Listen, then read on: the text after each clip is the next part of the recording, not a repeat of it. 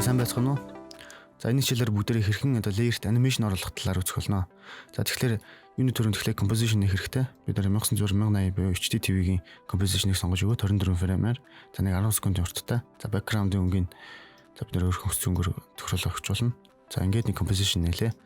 Үүний дараа бид нар shape layer үсгэе. Shape layer. За shape layer-ыг бид нар шууд shape-ийн хэрэглүүр аваад эндээс ямар нэгэн дүрс сонгож өгөөд за эндээtлийн fill гэсэн хэсгээс бол бид нар тухайн layer-ийн өнгийг сонгож өгнө. За stroke гэсэн хэсгээс болохоор хүрээний өнгийг сонгож өгөх боломжтой. За хэрвээ ямар нэгэн байдлаар хүрээний өнгө өгмөрг бол бид нар энэ stroke гэсэн бичгэн дээр дараад хамгийн ихний одоо энэ дундуур улаан зураастай тэмдэглэгээтэй дүрсийг сонгоод өгч нөө. Эсвэл fill-ийг одоо бид нар өнгийг өгөхгүй зөвхөн stroke-тэй гэвэл бид нар эндээс stroke-ны өнгийг сонгож өгөх боломжтой. За иймэрхүү байдлаар за ингээд shift-тэй дарж бид нар одоо ингээд дүрсээ зурх юм бол тэг шимтэй үүснэ. За shift-тэй дарахгүй бол бид нар ингээд хүссэн хэмжээгээр бол ингээд дүрсийг үүсгэх боломжтой. За ингээд дүрс үүсгэлээ. За дүрс үүсгэнгүүт мэдээж хэрэг shape layer үүснэ. За shape layer дотор content гэсэн дотор нь ellipse гэсэн одоо энэ дүрс үүссэн байна гэж харагдчихна. За үүнцэндээ нэг shape layer дотор бид нар хичнээн дүрс үүсгэх боломжтой байдаг. За энд нэг дүрс үүсгэхэд за ellipse 2 гэдэг нэг shape layer дотор л үүсэж байна. За control Z гэхэд бид нар үйлдэлээ буцаагаад тухайн layer-ыг сонгохгүйгээр хоосон газар дараад дахиад энд үүсгэе. За тэгэх юм бол shape layer 2 гээд 2 дахь layer үүсээд за үүнцэндээ layer болгоно тусдаа нэг дүрс болж өгч байна гэсэн үг. За тэгэхээр энийг бол бид нар байнга анзаарч явах хэрэгтэй. Ямар нэгэн зүйл дүрс үүсгэж зурж хахад тусдан layer үүсгэж хийх үү эсвэл нэг layer дотор тэдгээрээ хамтд нь хийх үү гэдэг бол одоо ингэ шийдэж тусд нь үүсгэж явах хэрэгтэй гэсэн үг. За layer үүсгэсний дараа бол бид нар энэ layer-ийн урд байгаа жижиг сумыг бол ингээд доош нь дарснаар layer-ийн property-нуудыг бол property буюу утгуудыг бол одоо ингээ харах боломжтой. За content гэдэг бол мэдээж дотор нь үүсэж байгаа дүрснүүдийг бол хэлж байгаа. Тэгэхээр одоогийн хичээлээр бол бид нэр content-ийн талаар бол үзэхгүй. За transform-ын талаар үзэх болно. За transform гэдэг нь бол After Effects-ийн бүх layer дээр яг ижилхэн байж идэг бол энэ 5 одоо утга байж байгаа. За энэ 5 утга нь ямар үүрэгтэй 5 утга юм бэ гэхлээр бүгдээрээ харцгаая. За энэ 5 утгын талаар бол PDF-ийн файлыг бол багш нь оруулсан байж байгаа. За тэдгээрийг бол харж болно. За anchor point гэдэг нь одоо тухайн layer-ийн зангуу байж байгаа. За нэг төр алгасъя. За энэ дээрээс бид нэр position гэдэг зүйлийг харъя. За position болохоор тухайн layer нь өөрөө composition дээр яг хаана барьж байгаа гэдгийг бол илэрхийлж байгаа утга байж байгаа. Энэ нь болохоор хоёр утгатай.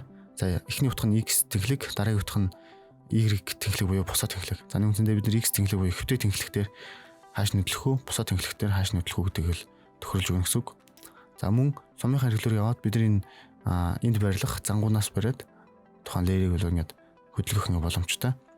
За мөн scale буюу энийг одоо хэр бага хэмжээнээс нь хэр томруулах уу, хэр жижигрүүлэх үү гэдгийг ингээд тохируулж өгнө. За 100% гэдэг бол бидний анх зурж өгсөн хэмжээ бол яг 100% хэмжээтэй гэсэн үг. За түүнээс багасгах, түүнээс бол ихсгэх.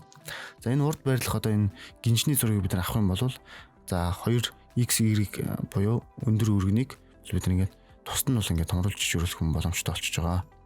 За гинжийг холбож өгснөөр бид нар одоо линкэд буюу эдгээр x y хоёр утга нь бол хамтдаа ингээд хөдлөнө гэсэн үг.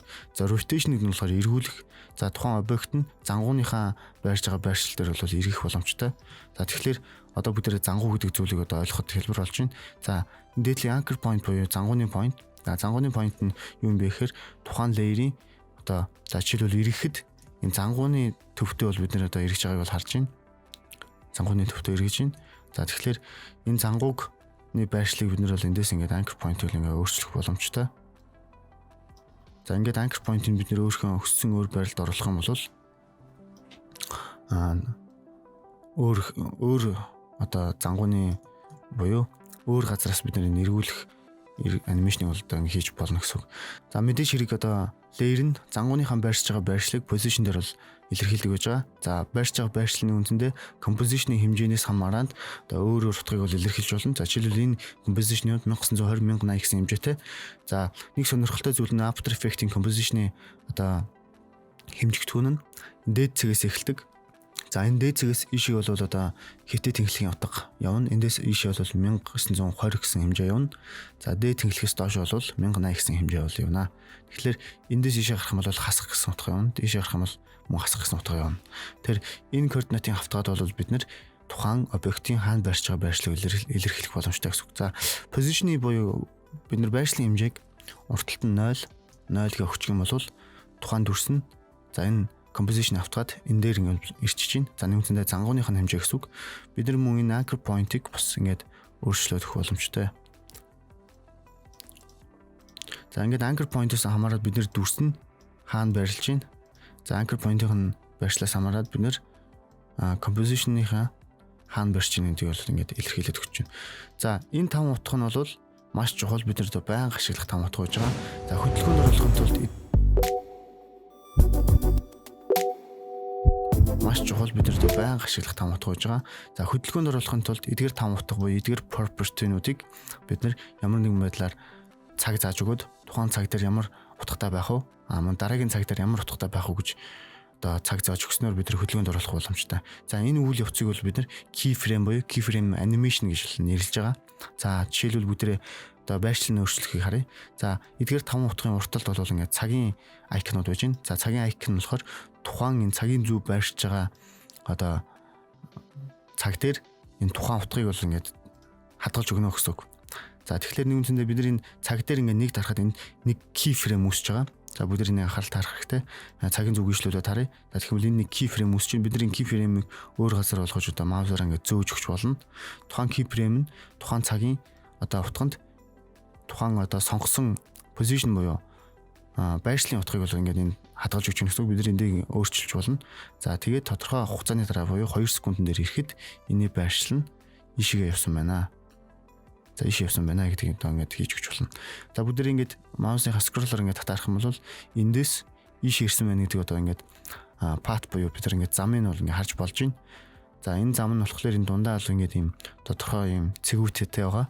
Энэ цэгүүд нь болохоор тухайн объектын хурдтгалыг бол илэрхийлдэг. За бид нар хурдтгал болон keyframe-ийн curve-ийн талаар бол дараагийн хичээл дээр арай дэлгэрэнгүй үзэх болно.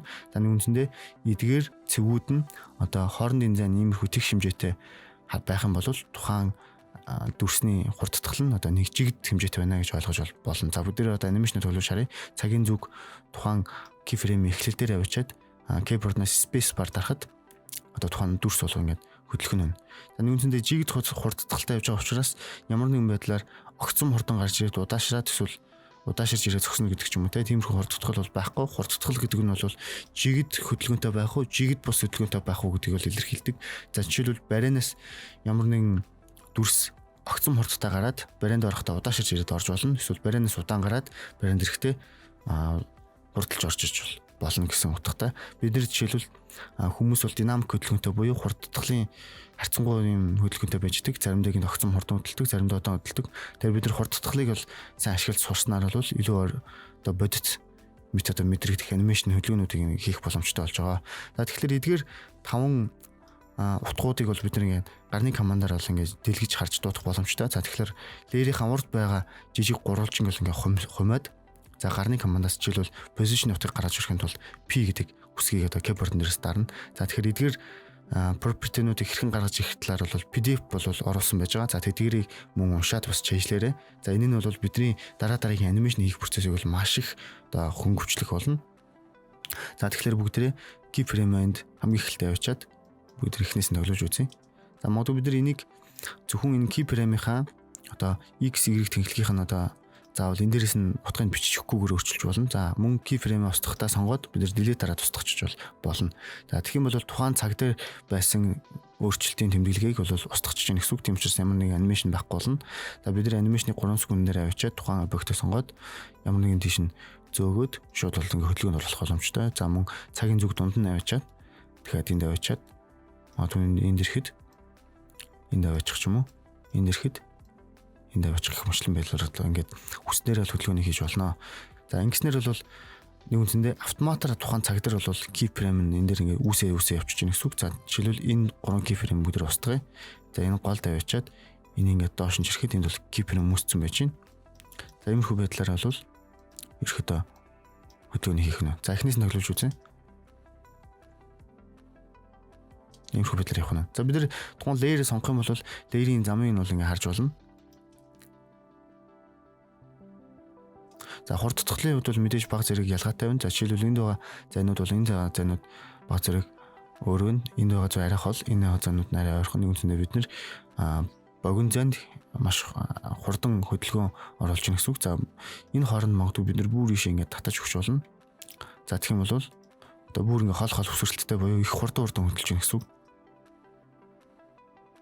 За энэ юунаас олж ийн гэхээр бид нэр тухайн keyframe-с keyframe хоорондох одоо цагийн зай нь маш бага учраас бид нэр тухайн keyframe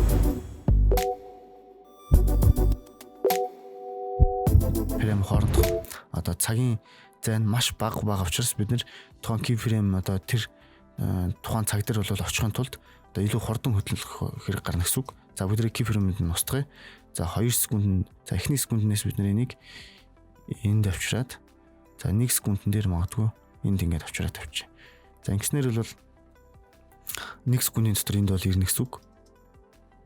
За хурдтгал гэж бол ийм зүйлийг хэлж байгаа. Бид нэр 2 секундэн дээр keyframe-ийг таруулах юм бол түүнээс нэг дахин удаан очих болно.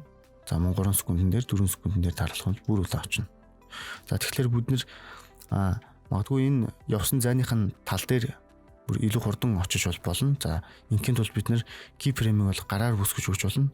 За энэ байгаа цагийн зүүнний урталт байгаа keyframe-ийн дундх дөрвөлжин дүрснээр дарснаар бид нар шинэ keyframe үүсгэж өгч байгаа. За энэ урд хойно байгаа хоёр сум нь юу юм бэхээр дараагийн болон өмнөх keyframe руу цагийн зураг шууд шилжүүлж өгдөг гэж байгаа.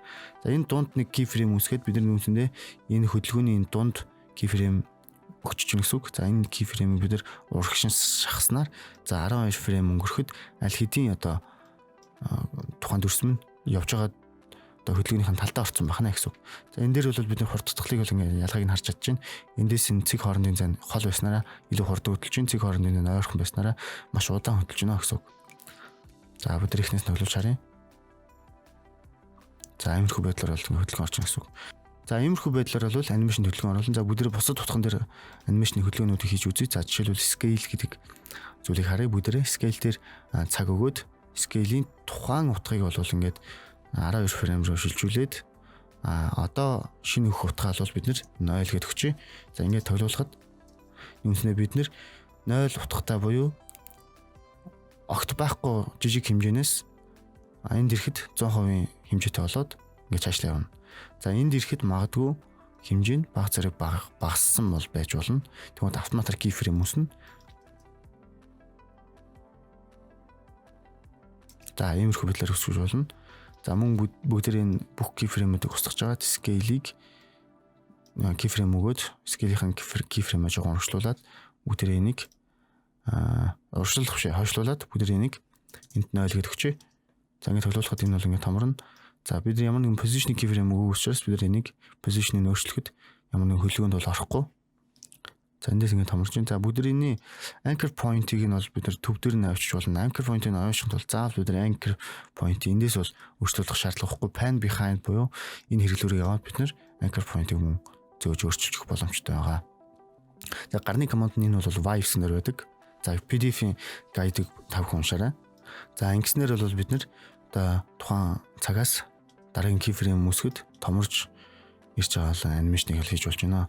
За ингээд keyframe өгж анимашн хийх нь бол ерөөдөө бүх layering хөд бүх утгуудын хувьд яг ижилхэн цаг контент дотор байж байгаа ellipse-ийн бид нэр одоо жишээл stroke-ны зузааныг бол keyframe өгөөд өөрчилж болно. Эндээс stroke width гэдэг дээр цагийн дарж өгөөд бид нэр энийг томроод энд ирэхэд stroke width буюу өргөнийг ингээд ийм том болох байдлаар л ингээд анимашн хийж өгч болно. За мөн ингээд цаг хэсэг хугацааны дараа ингэж буцаж жижигэрдэг ч юм уу. Иймэрхүү байдалтай. За тэгэхээр нэгэнтэндээ бид нар shape дээр бол анимашн өгж байгаа ш. За shape-ийн дээр анимашн өгөх болон shape дотор ямар нэгэн эффектүүдийг оруулж өгж илүү гоёмсог тийм төвхтэй эффектүүдийг буюу хөдөлгөөн анимашнуудыг хэрхэн гаргах талаар дараагийн хичээл дээр үзэх болно. За тэгэхээр keyframe-ийн үндэс буюу анимашн хэрхэн үүсгэх гэдэг хичээл маань одоо энэ төрөд дуусч байна.